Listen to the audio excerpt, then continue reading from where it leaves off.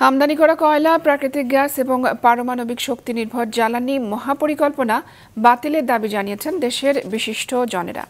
প্রয়োজন না থাকলে জ্বালানির কৃত্রিম চাহিদা তৈরি করে তা উৎপাদন এবং আমদানি করা হয়েছে, এমনটাই বলছেন তারা।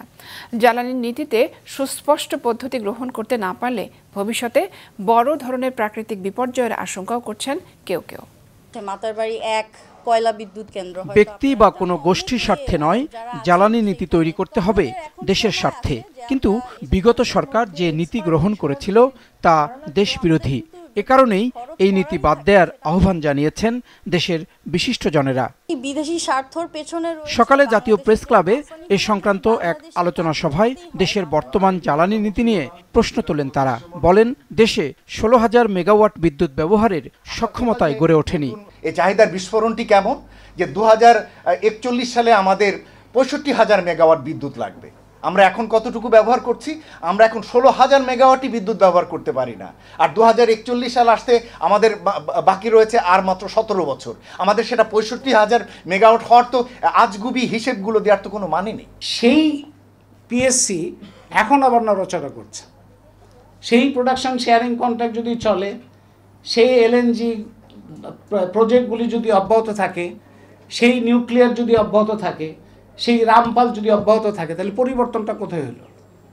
পরিবর্তনটা ফান্ডামেন্টাল পরিবর্তনের এই জায়গাগুলোতে ফান্ডামেন্টাল পরিবর্তন না আসলে একজন ব্যক্তির হয়তো পরিবর্তন হয়, কিন্তু নতুন ব্যক্তির আবার অভ্যুদয় হয়। সেটা আমরা কোনো মতেই চাইতে পারি না। এদিকে ইউনাইটেড ইন্টারন্যাশনাল ইউনিভার্সিটির সেন্টার ফর এনার্জি রিসার্চের এক আলোচনায় জানানো হয়, বাংলাদেশে নবায়নযোগ্য জ্বালানি খাত দ্রুত বিকশিত হচ্ছে। In the last 10 years, the cost of solar PV panels has reduced to less than 5% what we are supposed to buy 10 years or 12 years back. When we have started, working in solar PV sector back in 2008-9, at that time per watt solar PV panel was something like $3, and now we can buy per watt solar PV panel less than $10.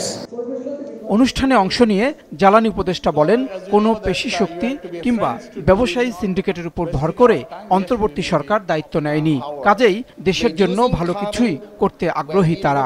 We have recently decided to introduce BESS, what you call battery energy storage system here in our power system to bring better stability in the grid. We're doing other things, what you call to bring stability in the grid and also improve its performance. অনুষ্ঠান শেষে United international ইউনিভার্সিটির আধুনিক solar lab উদ্বোধন করেন জ্বালানি উপদেষ্টা। দেশের সৌরশক্তি খাতে সক্ষমতা বৃদ্ধি ও মানব সম্পদ উন্নয়নে এই ল্যাব ভূমিকা রাখবে বলেও আশা করা হচ্ছে। জাহিদ সেলিম, মাছরাঙা সংবাদ, ঢাকা।